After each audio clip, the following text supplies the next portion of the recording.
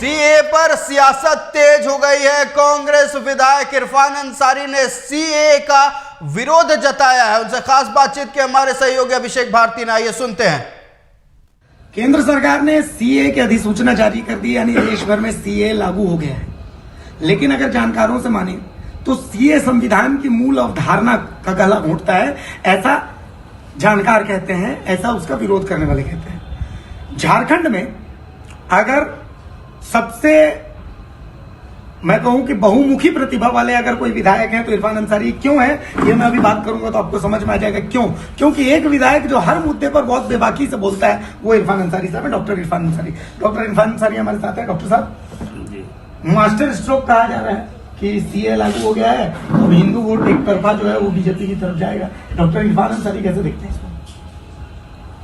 देखिए, निश्चित तौर पर हम कहेंगे कि देश के प्रधानमंत्री जी ने जिस प्रकार से आनंद फानन में चुनावी मोड में आपने सीए लागू कर दिया, ये हमें लगता है कि भारतीय जनता पार्टी का ये आत्मघाती कदम होगा। किसी कीमत पर हम लोग इस एक्ट को नहीं माने। अच्छा, ये एक्ट, सीए एक्ट जो है, मैं कहना चाहता हूँ, ये आप साफ जाहिर कर रहे हैं कि बाबा भीमराव अंबेडकर का जो संविधान है उससे विपरीत है। भाजपा अपना संविधान लागू करना चाहती है।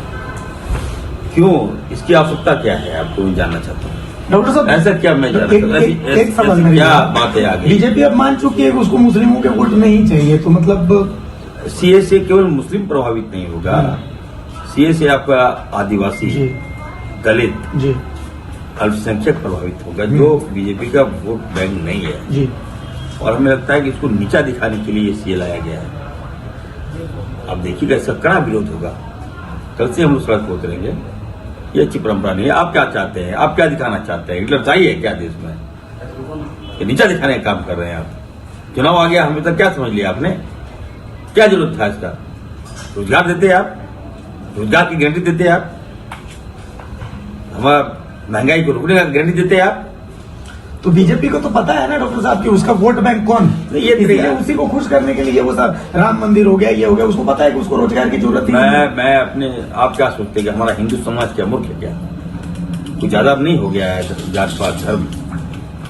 अब लोग पूछ रहे हैं, हमारे युवा पूछ रहे हैं कि आप क्या कर रहे हो यार, कहाँ ले जा रहे हो भाई? इसकी आवश्यकता क्या है? जब चुनाव आता है वैसे से हथगंडा अपना लेते हो। उस समय आप एनआरसी लागू कर दिए थे, क्या हुआ? लागू हो गया, इम्प्लीमेंट हो गया आपके इलाके में भी लागू करने के बाद मैं क्या कर रहा हूँ? आप इससे मत कीजिए। मैं बीजेपी को कहना चाहता हूँ, आपने काला कानून लिया है, कृषि काला कानून लाया, क्या जो था? 1700 लोगों को मरवा दिया, किसान को मरवा दिया, फिर बैक हो गए। इसकी आवश्यकता नहीं है देश को। अब मैं बता रहा हूँ ना कि देश हमारा गलत दिशा में चला जा रहा है। लोगों से अपील करता हूँ कि थोड़ा सा आप लोग अब मन बना लीजिए, बड़ा दिल दिखाइए, जाति धर्म से निकलिए और बीजेपी को मुंहतोड़ जवाब दिए, नहीं तो आपको जीना दुश्वार कर देगा। आप क्या समझ लिए?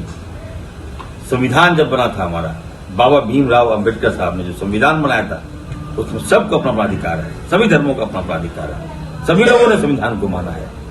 आप क्या चाह रहे हैं कि देश में क्या मोदी जी का कानून चलेगा, अमित शाह जी का कानून चलेगा? क्या ये दोनों हमें जानना चाहता हूँ, बाबा भीमराव अंबेडकर से ऊपर है क्या? आनंद फानन में आप घोषणा कर दे रहे हैं। किसी कीमत में मैं कहना चाहता हूँ सीए लागू नहीं होगा, उसके लिए जो कुछ भी करना पड़ेगा हम लोग करेंगे।